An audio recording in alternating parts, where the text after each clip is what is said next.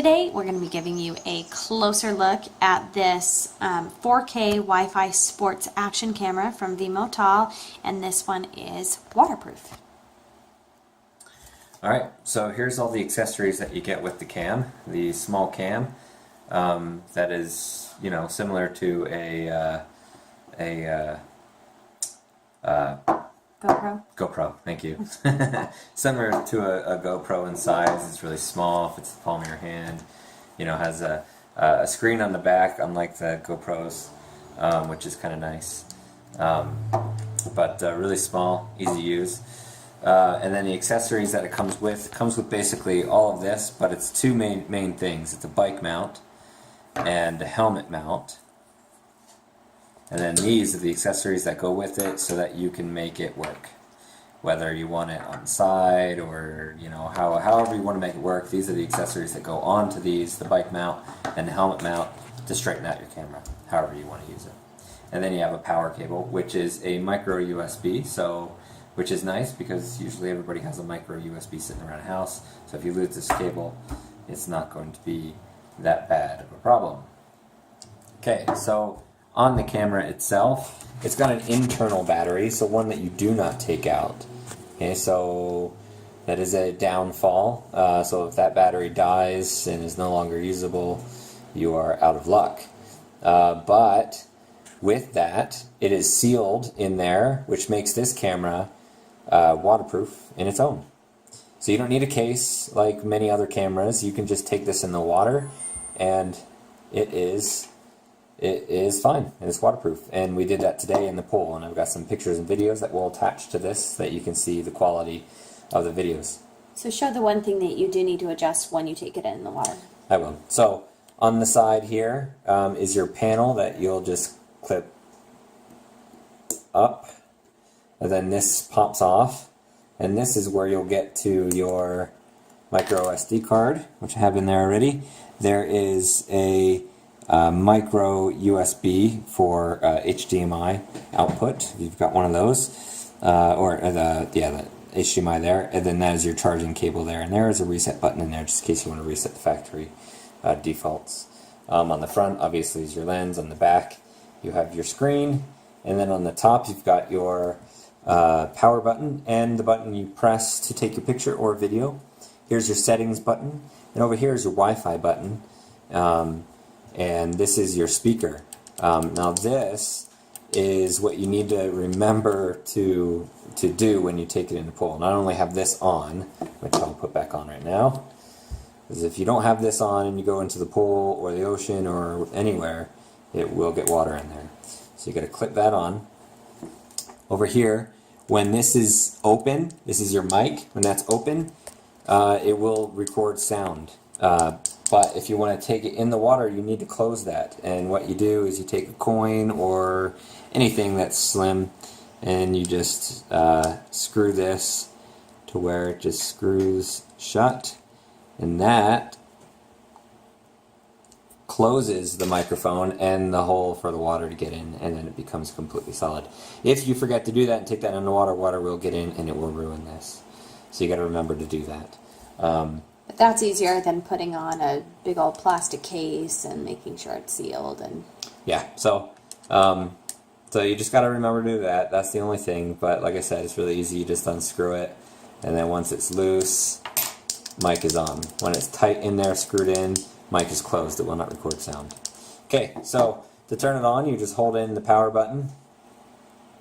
You'll see a welcome on the screen, and it'll load up pretty quick, and there's your video right there. Okay, so to see or to pick your video and picture and stuff like that, you click the settings button once. So right now you're in video, and I'll tell you how to change the video, but it will do 4K video at 30 frames per second. So it's set at 4K right now. But if you click it one time, it'll go to photo mode, which can go up to 16 megapixels in photo.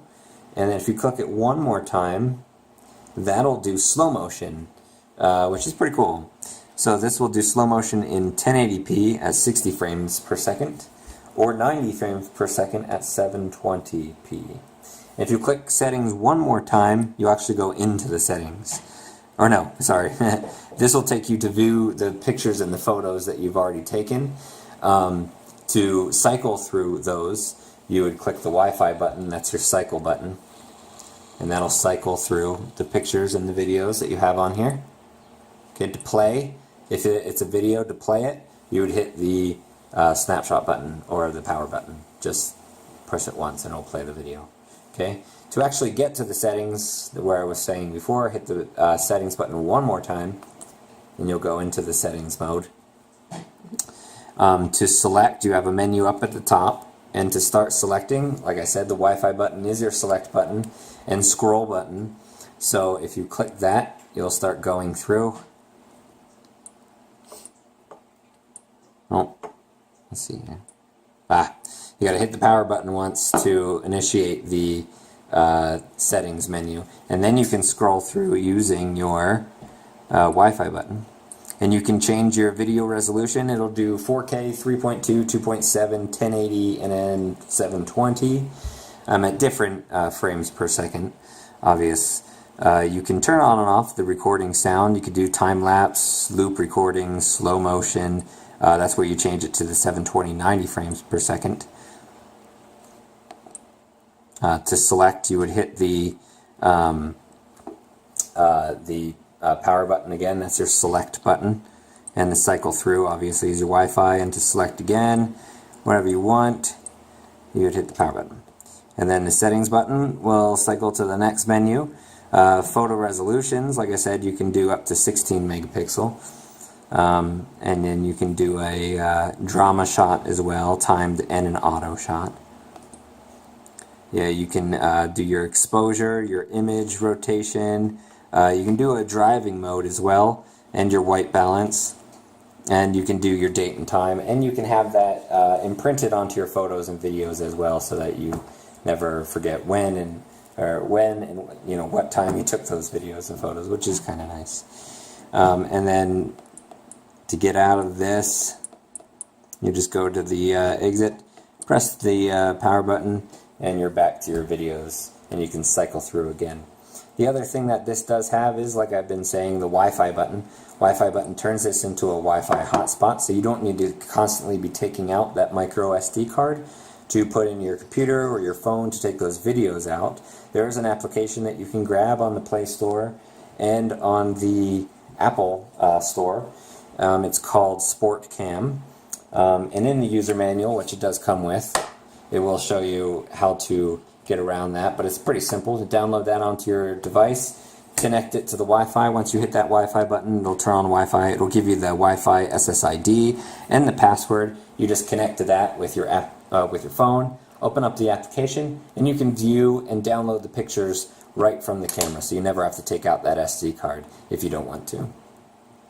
But that's it. We'll attach some videos and some pictures to this, but we took it to the pool. I had it in my swim trunks pocket for about 2 hours just to make sure that it was waterproof for a very long period of time and that we could take videos and pictures in there.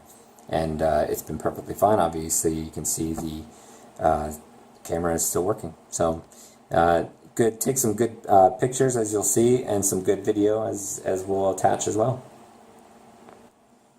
And that has been your closer look at this 4K Wi-Fi sports action camera from Vmotal.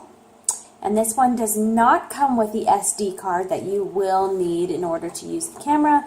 So be sure with this one, while it does come with many different accessories for using it as a sports cam, the SD card is one thing that does not come with it.